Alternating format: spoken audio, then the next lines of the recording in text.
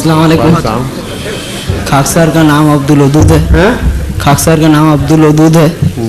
उड़ीसा की सोरो जमात से ताल्लुक़ रखता हूँ। क्या हुआ? उड़ीसा का सोरो जमात से ताल्लुक़ रखता हूँ।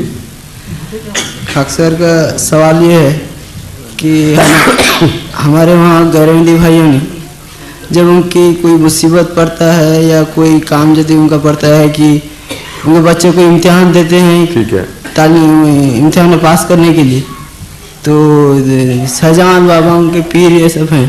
क्या होता है? पीर पीर पीर के पास जाते हैं जी। वो कहते हैं कि हमारा बच्चा जब पास कर जाए तो हम पीर के आस्थाने पे चादर चढ़ाएंगे। ठीक है।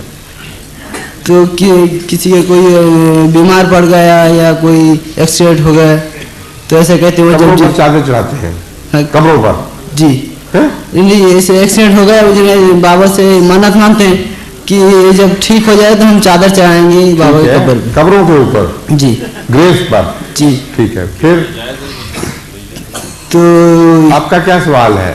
मेरा सवाल है किसी का ऐसा यदि ठीक हो गया, जब बच्चा पास कर गया या उनका आदमी ये तरीक ज़ाहिर वाज़े बात है कि बिल्कुल गलत है, मुशरिकाना बात है। अच्छा खुदा करता है और वो पीर के उखाम का कपड़े पहनाते रहते हैं और फिर ये कब्र को सर्दी लगती है जो उसके वो कपड़े पहना गए।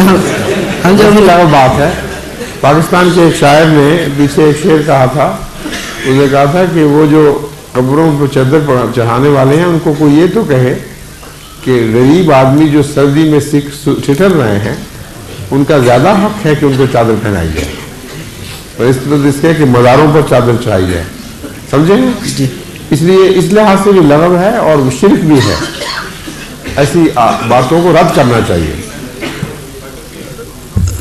अच्छी बातें नहीं है। समझ गए जी? उन्होंने सवाल किया कि तुम ऐसे खुदा के पास नहीं जाके गिरे वजह नहीं करके खुदा से जब नहीं मांग खुदा से मांगते नहीं, क्यों पीर से क्यों मांगते हैं? वो कहते हैं कि पहले जब कहीं ऑफिसर के पास जाना पड़ता है, बड़े ऑफिसर के पास, तो पहले पियोन से इजाज़त लेना पड़ता है, फिर उसके बाद ऑफिसर का जाना पड़ता है। इसीलिए वो बोले कि पहले पीर के पास हम जब दरख्वास्त करेंगे तो पीर हमारे लिए दुआ करेंगे, तो फिर पीर के बाद खुदा सुनेंगे, हमारा मन्नत पूरा होगा। हाँ, लेकिन ये बात दुरुस्त नहीं है। मिसाल भी झूठी बनाई हुई है उन्होंने।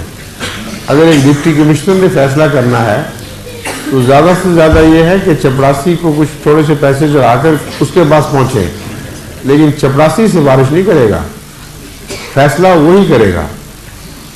इसलिए फैसला तो खुदा ने करना है, आप खुद। और जब खुदा आपको चपरासियों से आज़ाद कर चुका हो और कह दे इन्नी करीब उजीब दावत दाए दादान, किसी का और वास्ता नहीं है, मैं तुम्हारे करीब हूँ, जब तू पुकारने वाला मुझे पुकारता है मैं उसका जवाब देता हूँ।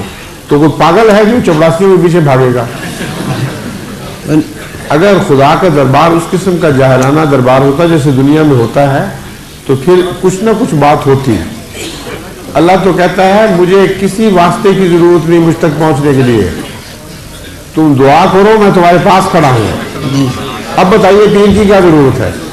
तो ऐसा जब बात करते हैं तो कहते हैं मोटा मोटी बात ऐसा सुन लो कि जब बड़े ऑफिसर के पास जाना पड़ता है तो पहले पियोन को पकड़ के जो जो दिया है, अफसर के रास्ते में तो पहले बैठे होते हैं, खुदा के रास्ते में तो नहीं बैठे हुए। समझे कि नहीं? ठीक। अल्लाह तो कहता है मेरा ताल्लुक हर एक से बराह रास्त है।